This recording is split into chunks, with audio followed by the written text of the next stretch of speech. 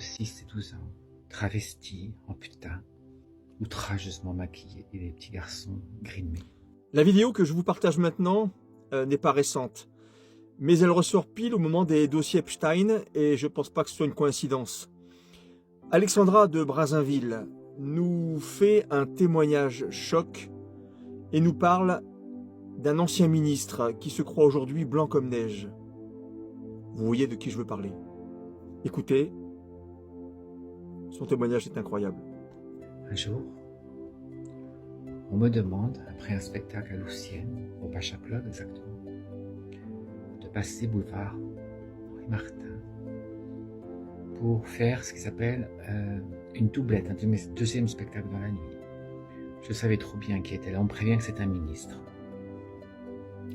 J'arrive, je voulais récuser, mais c'était trop tard et je voulais voir de mes yeux ce qui se passait.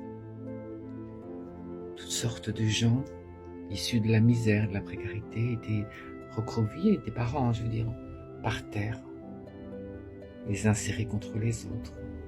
Ils attendaient tout simplement que leurs enfants redescendent avec de l'argent. Et là, j'ai été confronté à l'innommable. Je suis monté, on m'a ouvert une porte de molosse et je me suis trouvé nez à nez avec 5 à 6 personnages décadents en sous-vêtements féminins, vaporeux, ridicules, grotesques, dont le ministre de la Culture de l'époque. Et une quinzaine d'enfants en bas âge, entre 6 et 12 ans, travestis en putain, outrageusement maquillés et des petits garçons grimés pour ressembler à des travestis.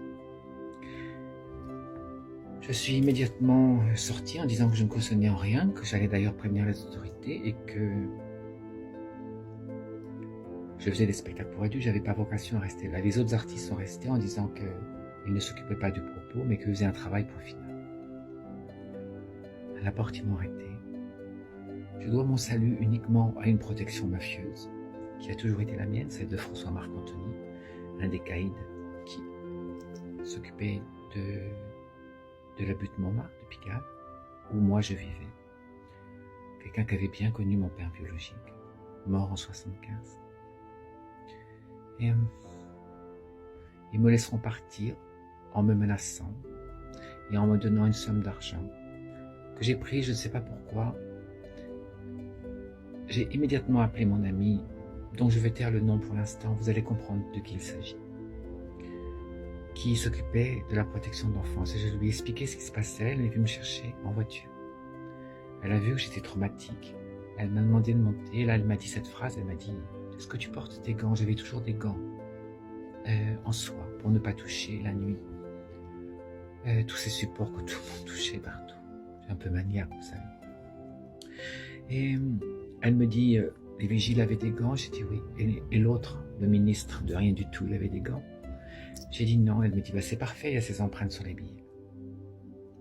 Et le lendemain, elle est allée dans les services compétents de la police, des polices, qui l'ont arrêtée en disant nous savons pourquoi vous venez. L'affaire est close, vous nous donnez les billets. Seulement ce qu'ils ne savaient pas, c'est qu'il y avait une deuxième liasse de billets avec les empreintes qui seront identifiées. Seulement le problème, c'est que ce sont des billets avec des empreintes d'un ministre. Oui, alors ça prouve quoi? Qu'une personne a reçu des billets qu'un ministre a touchés, c'est tout. Vous comprenez ce que je veux dire? Peu de temps après, mon ami dont je vous parle, et c'est là, je pense que vous allez comprendre de qui il s'agit, a été kidnappé, torturé, puis exécuté. On retrouvera peu de temps après son corps dans la Seine. Elle, que je ne peux pas citer par rapport, je suppose, à sa famille, ou une autre amie à moi, Marie-France Pizier, qui sera exécutée et noyée, s'apprêtait à dévoiler au grand jour la liste d'une multitude de pédocriminels et de réseaux mafieux qui s'adonnaient à la traite des enfants, à la traite humaine. Une perte désastreuse de 2 personnalités féminines de grand courage. Moi-même, je serais menacé de mort.